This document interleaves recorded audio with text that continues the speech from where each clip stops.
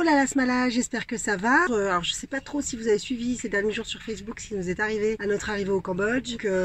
Pour résumer, on avait mis Capucine sur un bateau entre la Corée du Sud et le Cambodge. Arrivé au Cambodge, on s'est aperçu que notre camping-car avait été cambriolé et ils avaient tout pris. Donc je voulais vous préparer une petite vidéo qui racontait un petit peu toutes les précautions qu'on avait prises juste avant de donner les clés du camping-car et le camping-car et de le confier à l'agence maritime. On fait rapidement le tour, on vous montre un petit peu tout ça et puis après je vous ai mis les photos du cambriolage le jour, enfin tel que Jérôme l'a récupéré, avec aussi une toute petite vidéo qu'il a eu le temps de faire comme ça vite fait. Là, ils ont pris donc les robinets, ils ont pris toute la vaisselle, tous les ustensiles de cuisine, les batteries de cuisine, ils ont pris les 2 machines à coudre, ils ont volé, ils ont volé plein de trucs, ils ont saccagé plein de trucs, la nourriture, les huiles, tout ce qu'on avait en fait. On a récupéré le camping-car dévasté, il y en avait partout, sale. Donc là on a fait un peu le total de tout ce que ça nous a coûté et de ce que ça nous coûtera dans l'avenir quand il faudra réparer ce qui a été cassé.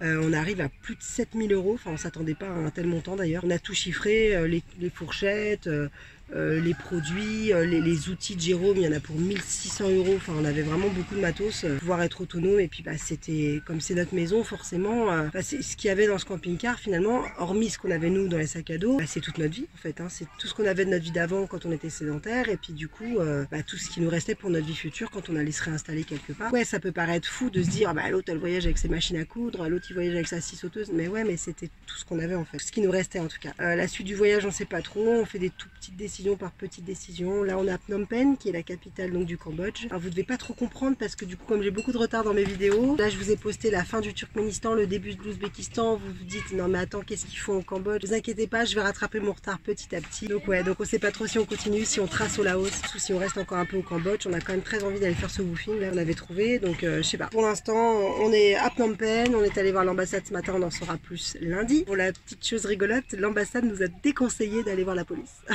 C'est quand même. On vous dit à bientôt. La Smala vous salue. Salut.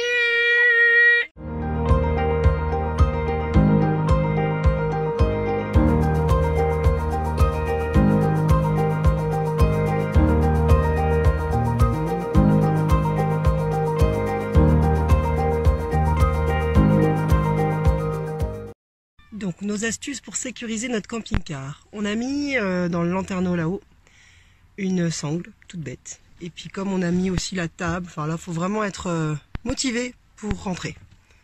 Voilà, donc ça c'est notre chambre.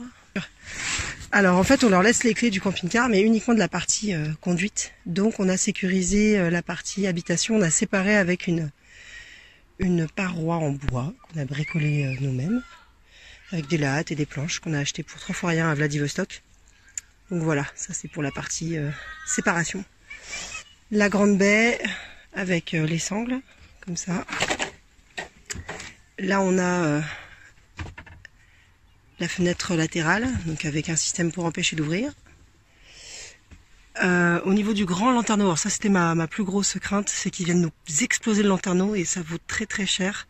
Et on serait drôlement embêté s'ils nous le cassaient, donc on a mis des sangles carrément. Oui. Ah oui, et puis on voit bien l'état du parquet qui est défoncé. Mais bon. Donc voilà, des sangles qui sont ancrées au sol avec des sangles à cliquer. Voilà, GG, tu peux être fier de toi. Qu'est-ce qu'on a d'autre dans la chambre? On a, alors dans la chambre, on a fait 2 choses. Donc là, on a accès en fait depuis l'extérieur. Si jamais quelqu'un arrive à ouvrir la porte de la cellule, il arrive directement dans le camping-car. La porte de la soute, il arrive dans le camping-car. Donc là, on a carrément condamné avec des petites planchettes de bois.